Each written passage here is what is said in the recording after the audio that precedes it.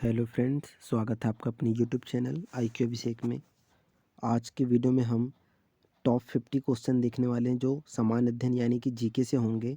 सभी को पता है कि अब पैटर्न बहुत चेंज होने लगे हैं, सारे एग्ज़ाम के टफ़ लेवल के क्वेश्चन अब पूछे जा रहे हैं, है ना। अगर स्टेट का है तो बहुत कम ऐसा होता है कि स्टेट के कम क्वेश्चन होते हैं और इंडिया लेवल और इंटरनेशनल लेवल के ज़्यादा क्वेश्चन होते हैं। तो हम उसी पैटर्न पर आधारित आज बात करने वाले हैं और ये इस वीडियो का पार्ट 1 है। हम इसकी नेक्स्ट सीरीज़ भी जारी रखेंगे जिसमें हम मोस्ट एक्सपेक्टेड जीके के क्वेश्चन देखेंगे। अगर आप इस यूट्यूब चैनल पर नए हैं तो please subscribe, like and share ज़रूर कर दीजिएगा। चलिए पहला क्वेश्चन अब स्टार्ट करते हैं। तो पहला क्वेश्चन है, ज्वालामुखी पर्वत माउंट पोपा कहाँ स्थित है? बहुत इंपॉर्टेंट क्वेश्चन है ये भी। तो ये म्यांमार में स्थित है, ठीक है। ये एक शांत ज्वालामुखी है माउंट पोपा और ये म्यांमार में स्थित है, ठीक है। अगला है, कांटो मैदान निम्न में से किस देश में स्थित है? तो ये जापान में स्थित है, ठीक है। जापान के होन्शु द्वीप में। अगला क्वेश्चन है, मरुस्थल मोजावे किस देश में स्थित है? तो ये USA यानी कि यूनाइटेड स्टेट ऑफ अमेरिका में यह स्थित है, मरुस्थल मोजावे, ठीक है। अगला क्वेश्चन देखते हैं, निम्नलिखित में से कौन सा युग्म सही सुमेलित नहीं है, ये बताना है। इसमें देश दिया गया है और नाम दिया गया है ठंडी हवा और गर्म हवा का, ठीक है। तो इसका राइट आंसर है कोसाबा चीन, ये सही सुमेलित नहीं है। अब हम एक एक करके सारे आंसर देखते हैं क्योंकि इम्पोर्टेंट है, क्योंकि पेपर में लू से यानी कि गर्म हवा से या गर्म पवन से और ठंडी हवाओं से या शीत पवन से भी ये क्वेश्चन पूछे जाते हैं, ठीक है। तो जैसे कोसावा जो है एक ठंडी स्थानीय पवन है जो सर्बिया के क्षेत्रों में चलती है, ठीक है। अगला देखते हैं इसमें ही, खाजरी जो होता है वो एक स्थानीय ठंडी पवन है जो अज़रबैजान में चलती है। जोंडा एक गर्म स्थानीय पवन है जो अर्जेंटीना में है चलती है, और एक ह्यूबुब जो गर्म स्थानीय पवन है ये सूडान में चलती है, ठीक है। इंपॉर्टेंट है, इसको याद रखेंगे। अगला है, आइनू जनजाति किस क्षेत्र में पाई जाती है? तो ये जापान में पाई जाती है, ठीक है। इंपॉर्टेंट क्वेश्चन है। अगला देखते हैं, यहाँ पे कुछ कथन दिए हुए हैं और इनको बताना है कि इनमें से कौन से सही हैं, ठीक है। तो इसके लिए हम देख लेते हैं। हम पहला कथन कह रहा है कि नील नदी श्वेत नील एवं ब्लू नील के मिलने से बनी है, ये सही है। जो नील नदी होती है वह श्वेत नील और ब्लू नील के मिलने से बनी है। सेकंड है, श्वेत नील का उद्गम विक्टोरिया झील से, ये भी सही है। जबकि ब्लू नील का उद्गम इथोपिया के पठार से होता है, तो ये दोनों सही है, ठीक है।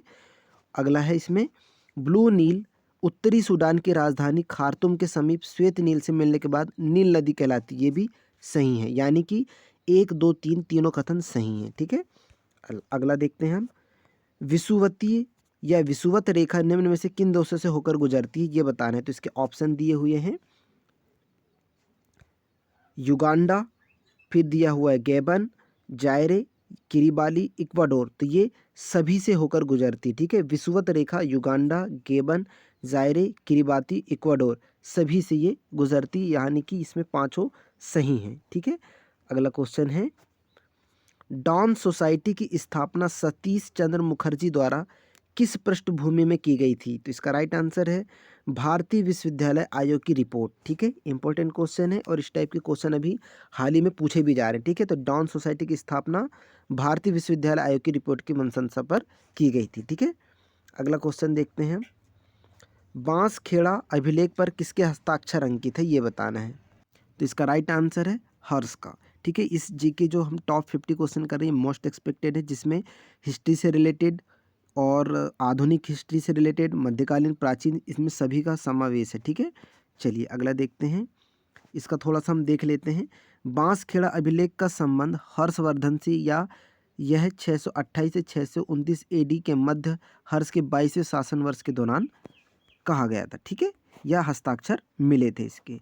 अब अगला क्वेश्चन देख लेते हैं, 1881 के फैक्ट्री अधिनियम ने कारखानों में किस आयु से कम बच्चों के नियोजन पर प्रतिबंध लगाया है? तो ये सभी को पता होना चाहिए। 1881 का जो फैक्ट्री अधिनियम था वो 9 वर्ष से कम अगर उनकी आयु है बच्चों की तो वो प्रतिबंध लगाता है। अब इसके बारे में हम थोड़ा सा जान लेते हैं कि क्या कह रहा है। 1881 के फैक्ट्री अधिनियम ने कारखानों में 7 से 12 वर्ष से कम आयु के बच्चों के नियोजन पर प्रतिबंध लगाया है तथा 7 से 12 वर्ष के बच्चों को अधिकतम अवधि 9 घंटे तक की गई है, ठीक है। तो इसको याद रखेंगे, 9 वर्ष। अगला क्वेश्चन है, यात्री बारबोसा किस शासक के शासनकाल में आया था? तो ये आए थे कृष्णदेव राय। ठीक है। अच्छा, इससे रिलेटेड कुछ क्वेश्चन इंपॉर्टेंट है वो भी याद रख लेते कि जैसे निकोलो कोटी किसके शासनकाल में आया था? तो देवराय फर्स्ट के। बारबोसा कृष्णदेव राय के शासन में। नुनीज अच्युत राय के। ठीक है। और मनुची शाहजहाँ के। ठीक है, ये इंपॉर्टेंट है, सभी याद रखेंगे। बेसिक तो सभी को पता रहता है कि हर्षवर्धन के काल में कौन आया था। ठीक है, हेनसांग, है ना, ये वाले तो बेसिक पता रहते हैं, लेकिन अब क्वेश्चन की वैरायटियाँ बढ़ रही हैं तो ये थोड़ा सा अप लेवल में अब जीके के क्वेश्चन पूछे जा रहे हैं, तो इसको याद रखेंगे। ठीक है, चलिए नेक्स्ट है, निम्न में से किस धरकरी संप्रदाय का प्रमुख संत माना जाता है? तो इसका राइट आंसर है रामदास। तो धरकरी संप्रदाय के जो प्रमुख संत हैं वो कौन है? रामदास जी हैं। ठीक है, चलिए अगला देख लेते हैं। अब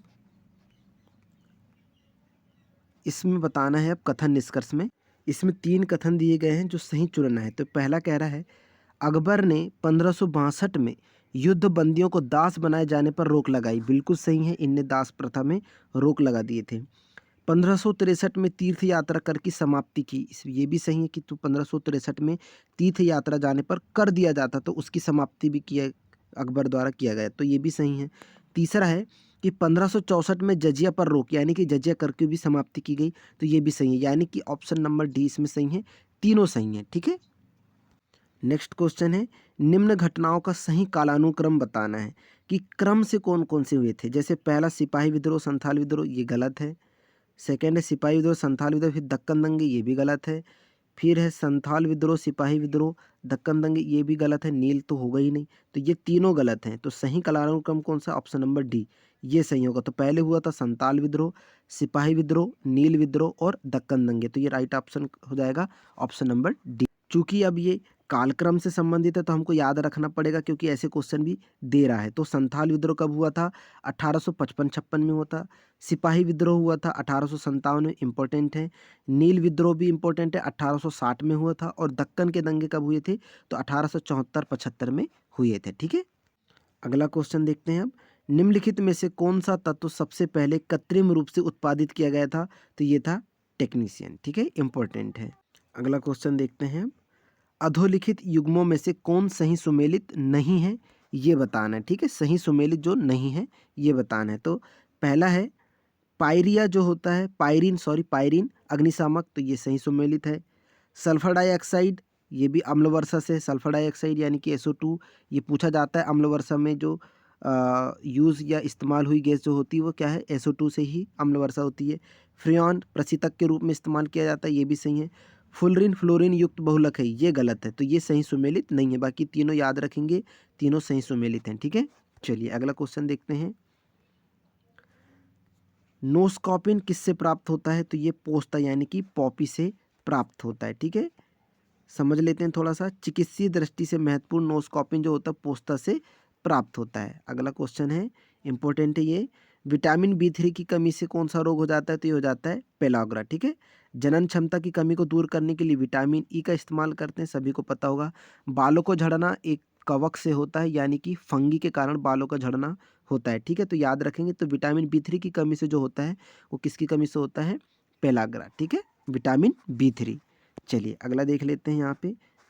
अच्छा, कुछ विटामिन की कमी से होने वाले रोग भी बता दिया गया है, तो इसको पढ़ लेते हैं क्योंकि इंपॉर्टेंट है। विटामिन B7 से बालों का झड़ना तथा चर्म रोग होता है, जो कवक इसके प्रमुख कारण है। ठीक है, विटामिन B12 जो होता है तंत्र की गड़बड़ियाँ होती है विटामिन B12, और विटामिन B12 में ही क्या पाया जाता है? तो याद रखेंगे इसमें कोबाल्ट पाया जाता है, इंपॉर्टेंट है ना। चलिए नेक्स्ट क्वेश्चन देखते हैं।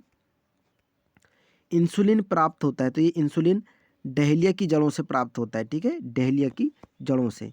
तो जो इंसुलिन प्राप्त होता है वो डहेलिया की जड़ों से तथा अग्नाशय की बीटा कोशिकाएं यानी बीटा सेल से यह प्राप्त होता है। ठीक है, नेक्स्ट क्वेश्चन है, सबसे छोटा जीव जो स्वयं विकास एवं प्रजनन करने में समर्थ है, तो वो क्या होता है? माइकोप्लाज्मा। ठीक है, सबसे छोटा जीव होता है। नेक्स्ट है, निर्धनता का दुष्क की अवधारणा किससे संबंधित है? तो ये नक्शे से संबंधित है। ठीक है, नेक्स्ट क्वेश्चन देख लेते हैं अब, भारत के राष्ट्रीय खाद्य सुरक्षा हासिल कर ली है लेकिन घरेलू खाद्य सुरक्षा निश्चित यानी कि सुनिश्चित नहीं की है, इसका क्या तात्पर्य है? ठीक है, तो इसको राइट आंसर क्या हो जाएगा? भारत के पास पर्याप्त खाद्य भंडार है लेकिन सभी घरों में पहुंच से बाहर है। इसका रीज़न यही होता है, आपने देखे होंगे गवर्नमेंट हमेशा कागजी कार्रवाई को ही मानती है, ठीक है। फिर वो जो योजना वो इम्प्लीमेंट हुई है नहीं हुई है, इससे ज़्यादा मतलब नहीं रहता। गवर्नमेंट को सिर्फ कागज़ से रिलेटेड अगर दस्तावेज सही पाए जाते हैं तो इम्प्लीमेंट होने ना होने से फिर कोई फ़र्क नहीं पड़ता है। सेम यही क्वेश्चन है कि हमारे भारत के पास पर्याप्त खाद्य भंडार तो हैं लेकिन वो सभी घरों में पहुँच से बाहर है। इसका रीज़न भी बहुत सारी है कि कुछ जगह भ्रष्टाचार ज़्यादा हो रहा है, कुछ जगह ऐसा होता है ना कि अगर हम सरकार से अगर किसी व्यक्ति को 10 रुपए मिल रहे हैं तो वो उस व्यक्ति के पास पहुँचते-पहुँचते 2 रुपए हो जाते हैं। उसका रीज़न क्या है, जो 8 रुपए रहते हैं वो बीच में ही गोल हो जाते हैं और पता है कैसे गोल होते हैं, आप सभी भी जानते हैं ना। चलिए नेक्स्ट क्वेश्चन देख लेते हैं। सामाजिक न्याय एवं समानता के साथ विकास किस पंचवर्षीय योजना का लक्ष्य था? तो ये 9वीं पंचवर्षीय योजना का लक्ष्य था। अगला क्वेश्चन है, ग्लोबल जेंडर गैप रिपोर्ट कौन जारी करता है? तो ये WEF, ठीक है, विश्व आर्थिक मंच ग्लोबल जेंडर इसे जारी करता है, ठीक है। याद रखेंगे WEF, global gender gap report कौन जारी करता है? WEF, ठीक है। चलिए अगला क्वेश्चन देख लेते हैं। वर्ष 2017-18 में भारत के शीर्ष 5 आयात स्थल बताना है। तो ये इम्पोर्टेंट क्वेश्चन हो जाता है।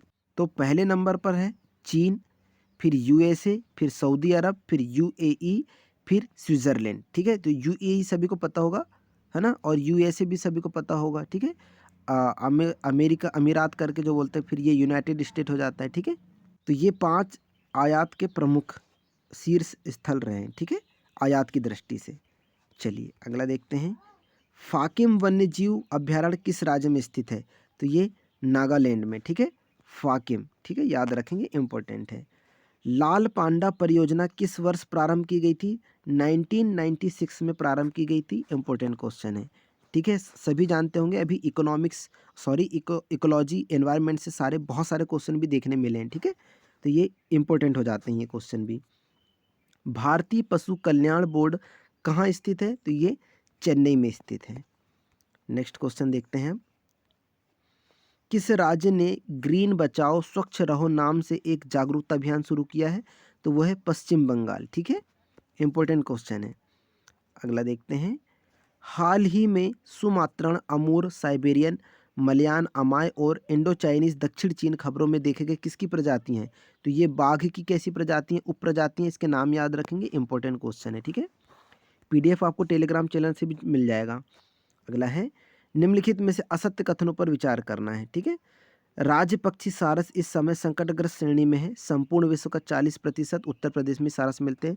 बिल्कुल सही बात है, रेड डाटा बुक में शामिल है। सारस जो है संकटग्रस्त श्रेणी में, ठीक है। संकटग्रस्त श्रेणी उसको कहते हैं जिसमें ऐसे पशु पक्षी जो विलुप्त होने की कगार में है या विलुप्त होने ही वाले हैं, ठीक है, और बहुत कम परसेंटेज में वो बचे हैं, ठीक है। सेकेंड है, एशिया एवं भारत का सबसे बड़ा बिजली लोकोशेड मुगलसराय में, बिल्कुल सही है ये भी। अगला है इसका, वाराणसी में नेशनल पैराशूट ट्रेनिंग का कॉलेज स्थित है, ये गलत है। उत्तर प्रदेश में प्रथम रेलगाड़ी 1859 में इलाहाबाद से कानपुर में तक चलाई गई थी, ये बिल्कुल सही है, कानपुर तक चलाई गई थी। इसका मतलब जो असत्य कथन है उसमें ऑप्शन नंबर सी इसमें असत्य है। ये बाकी तीनों A, B और D याद रखेंगे, इनसे क्वेश्चन बन सकते हैं। अगला देखते हैं। रामलीला किसका सुप्रसिद्ध चित्र है? तो सभी को पता होना चाहिए, भवानी चरण का, ठीक है। भवानी चरण अब्दुल समद के चित्र गुलशन चित्रावली से संकलित है। इंपॉर्टेंट क्वेश्चन है। नेक्स्ट देखते हैं। कूट का चयन करने पूछ रहा है, ये कथन निष्कर्ष दिया हुआ है तो इसको देख लेते हैं, सही कौन सा है ये बताना है। सत्य कथन की पहचान करो कह रहा है, ठीक है। तो पहला दिया हुआ है, महोबा जिले के करहर कला में 10 मेगावाट क्षमता का सोलर पावर प्लांट लगाया गया है। तो ये कैसा है? सही है, ठीक है,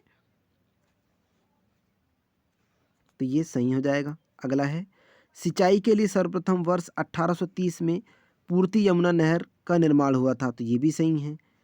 वर्ष 1930 में सर्वप्रथम सोनभद्र से नलकूप का निर्माण किया गया था, ये गलत है। प्रदेश का पहला मेगावाट क्षमता का पावर प्लांट बाराबंकी के संडोली गांव में स्थापित किया गया था, ये भी सही है। यानी कि 1, 2 और 4 सही हैं, ये ऑप्शन नंबर 3 गलत है, तो इसको याद रखेंगे, ठीक है। चलिए नेक्स्ट क्वेश्चन है, वन महोत्सव कब प्रारंभ हुआ और इसका नारा क्या था? इंपॉर्टेंट क्वेश्चन है कि वन महोत्सव को कब प्रारंभ किया गया था और इसका जो नारा था वो क्या था? तो इसका देख लेते हैं। ये 1952 का। वृक्ष अर्थ जल है, जल का अर्थ रोटी है और रोटी ही जीवन है। ठीक है, तो इसको थोड़ा सा पढ़ लेते हैं कि वन महोत्सव का प्रारंभ 1952 में हुआ है। इसका नारा क्या था? वृक्ष का अर्थ जल है, जल का अर्थ रोटी है और रोटी ही जीवन है। ठीक है, इंपॉर्टेंट क्वेश्चन है, याद रखेंगे। नेक्स्ट क्वेश्चन देखते हैं, निम्न में से कौन सी नदी नेपाल के रुकमकोट नामक स्थान से निकलती है? तो ये कौन सी है? राप्ती नदी। ठीक है, इंपॉर्टेंट है, याद रखेंगे। उत्तर प्रदेश में नगर स्वायत्त प्रशासन की शुरुआत कब की गई थी? 1916 में की गई थी। ठीक है, नेक्स्ट क्वेश्चन देखते हैं, ये जनगणना से रिलेटेड है, आप सभी को पता होगा जनगणना से रिलेटेड भी बहुत सारे क्वेश्चन देखने मिलते हैं। तो ये पूछ रहा है कि जनगणना 2011 के अंतिम आंकड़ों के अनुसार कौन से कथन सही दिए गए हैं, इनकी पहचान करना है। ठीक है, तो देख लेते हैं कौन से कथन सही हैं और गलत हैं। तो पहला क्वेश्चन लिखा है कि क्षेत्रफल में यह भारत का चौथा बड़ा राज्य था। ये बिल्कुल गलत है, चौथा बड़ा राज्य तो था ही नहीं। देश की जनसंख्या में इसका 16.5% का योगदान था। ये बिल्कुल सही है। ठीक है, इसका यौन अनुपात राष्ट्रीय औसत से अधिक था, यानी कि लिंगानुपात, तो ये तो गलत हो जाएगा। इसकी साक्षरता दर राष्ट्रीय औसत से अधिक थी, ये बिल्कुल सही हो जाएगा, यानी कि ऑप्शन नंबर सी सही है। 2 और 4 सही हैं। ठीक है, चलिए अगला देख लेते हैं। अब अगला क्वेश्चन कह रहा है कि इनमें से कौन से कथन सही हैं, ये बताना है। तो शीत ऋतु में राज्य में सबसे कम वर्षा देवरिया तथा फैजाबाद जिले में होती है, जो गलत है। राज्य में शीत ऋतु में तापमान उत्तर से दक्षिण की ओर कम रहता है, ये भी गलत है, यानी कि इसका राइट आंसर क्या हो जाएगा? इनमें से कौन से कथन सही पूछ रहा था, तो इनमें से कोई भी कथन सही नहीं है। ठीक है, चलिए अगला देखते हैं। अगला है धारणीय विकास यानी कि सस्टेनेबल डेवलपमेंट किसके उपयोग के संदर्भ में अंतर पीढ़ीगत संवेदनशीलता का विषय है? तो इसका राइट आंसर है प्राकृतिक संसाधन का। ठीक है, इंपॉर्टेंट है, याद रखेंगे। 40 नंबर का क्वेश्चन है, पारिस्थितिकी तंत्र में उच्चतम पोषण प्राप्त स्तर क्या होता है? तो ये होता है सर्वाहारी। ठीक है, खाद्य श्रृंखला भी पता होगा आपको, ये रिसेंटली एग्जाम में पारिस्थितिकी से पूछी गई है। ठीक है, इकोलॉजी से क्या होता है? पहले प्रथम उत्पादक आते हैं, फिर द्वितीयक उपभोक्ता में आते हैं, फिर तृतीय, तो पता होगा पहले शाकाहारी, जैसे पेड़ पौधे आएंगे, फिर शाकाहारी आएगा, फिर मांसाहारी आएगा, फिर एक श्रृंखला होती है जैसे घास हुआ। ठीक है, घास के बाद बकरी हुई, बकरी के बाद क्या होगा? हिरण होगा, फिर क्या होगा? शेर होगा। तो इसको याद रखेंगे। ठीक है, ये श्रृंखला इंपॉर्टेंट है। देखो ये जैसे ये क्वेश्चन पूछ लिया गया है कि खाद्य श्रृंखला में मानव क्या है? तो प्राथमिक एवं द्वितीयक उपभोक्ता है। तो प्राथमिक और द्वितीयक क्यों कह सकते हैं? क्योंकि कुछ लोग क्या होता है सर्वाहारी में आते हैं, कुछ लोग क्या होते हैं शाकाहारी होते हैं, कुछ लोग मांसाहारी होते हैं, तो पता होगा है ना। इसलिए खाद्य श्रृंखला में मानव किसके अंतर्गत आता है? तो प्राथमिक एवं द्वितीयक उपभोक्ता के अंतर्गत आता है, इंपॉर्टेंट है। ठीक है, नेक्स्ट क्वेश्चन है, पारिस्थितिकी स्थायी मितव्ययता है, यह किस आंदोलन का नारा था? तो चिपको आंदोलन का। ठीक है, ये पेड़ों की कटाई के लिए रोकने के लिए ये आंदोलन चलाया गया था, सभी को पता होगा। और ये आंदोलन कब चला था? तो 26 मार्च 1976 को। ठीक है, इंपॉर्टेंट है, तो याद रखेंगे। अगला देख लेते, मैंग्रोव वनों पर वैश्विक तापन पर क्या प्रभाव होगा, ये बताना है। तो इसका राइट आंसर क्या हो जाएगा कि मैंग्रोव विशाल क्षेत्र जलमग्न हो जाएंगे। ठीक है, अगर वैश्विक तापन बढ़ेगा तो मैंग्रोव जो होंगे विशाल क्षेत्र में जलमग्न हो जाएंगे। ठीक है, पानी से भर जाएंगे। ठीक है, अगला है, केंद्रीय वृत्त के सिद्धांत पर नगर कहाँ पाए जाते हैं? तो ये अमेरिका में पाए जाते हैं। अगला क्वेश्चन है, कच्ची बस्तियों को कैंसर किसने कहा है? तो ये डेविड हंटर ने कहा है। ठीक है, अगला क्वेश्चन देखते हैं, किसने कहा राष्ट्रपति का आपातकालीन अधिकार संविधान के साथ धोखा है? तो ये किसने कहा था? के.एम. नाम्बियार ने कहा था। ठीक है, के.एम. नाम्बियार ने कहा था। थोड़ा सा इसको समझते हैं।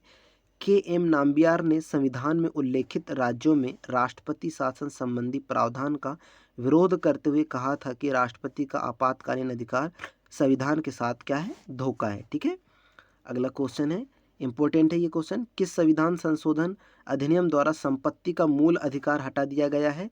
तो ये 44वें संविधान संशोधन द्वारा इसे हटा दिया गया है। इसके बारे में थोड़ा सा हम देख लेते हैं कि जो मूल 7 मौलिक अधिकार थे उनमें से जो 44वां संविधान संशोधन था 1979, तो ये संपत्ति का अधिकार अनुच्छेद 31 तथा अनुच्छेद 19 टी को मौलिक अधिकार की सूची से हटाकर इसे संविधान के अनुच्छेद 301 के अंतर्गत कानूनी अधिकार के रूप में रखा गया है। तो 44वें संशोधन से हटाकर इसे अब 300 अनुच्छेद 301 के अंतर्गत रखा गया है। ठीक है, ये कानूनी अधिकार के रूप में रखा गया है, तो इसको याद रखेंगे। ठीक है, चलिए अगला क्वेश्चन देखते हैं। भारत के राष्ट्रपति के उम्मीदवार के प्रस्ताव का अनुमोदन कम से कम कितने निर्वाचकों द्वारा किया जाना चाहिए? तो ये 50 निर्वाचकों द्वारा किया जाना चाहिए। ठीक है। अगला क्वेश्चन है, भारत की संविधान सभा का गठन किया गया था, तो कब किया गया था? तो कैबिनेट मिशन योजना के अंतर्गत इसका गठन किया गया था। इंपॉर्टेंट क्वेश्चन है। ठीक है। इसका लास्ट क्वेश्चन देख लेते हैं। भारतीय संविधान के अनुच्छेद 330 से 342 तक किससे संबंधित है? तो तीन अनुच्छेद जो 330 और जो 342 है वो लोकसभा में अनुसूचित जाति, अनुसूचित जनजाति के आरक्षण तथा प्रतिनिधित्व से संबंधित है। ठीक है। तो इसका राइट आंसर हो जाएगा ऑप्शन नंबर डी। याद रखेंगे अनुच्छेद 330 और 342, ये इंपॉर्टेंट है। ठीक है। तो इस टॉपिक को कवर करें जिसमें 50 क्वेश्चन थे। तो टॉपिक कौन कौन से कवर हो गए आपने देखे होंगे। तो हमारी पॉलिटी, इकोनॉमिक्स से रिलेटेड 1-2 क्वेश्चन मिले। ठीक है। और इन्वायरमेंट से और इकोलॉजी से भी क्वेश्चन मिले, हिस्ट्री से भी क्वेश्चन मिले। मतलब हमने कम से कम 4 से 5 टॉपिक 50 क्वेश्चन में कंप्लीट कर ली। और ये हमारा पार्ट 1 था। इसके आगे भी हम नेक्स्ट वीडियो की सीरीज जारी रखेंगे जिसमें पार्ट 2 पार्ट 3 में हम लगभग 500 क्वेश्चन इंपॉर्टेंट यानी कि एक्सपेक्टेड क्वेश्चन हम देख लेंगे। आई होप आप लोगों को ये वीडियो बहुत पसंद आया होगा। तो please subscribe, like and share ज़रूर करें।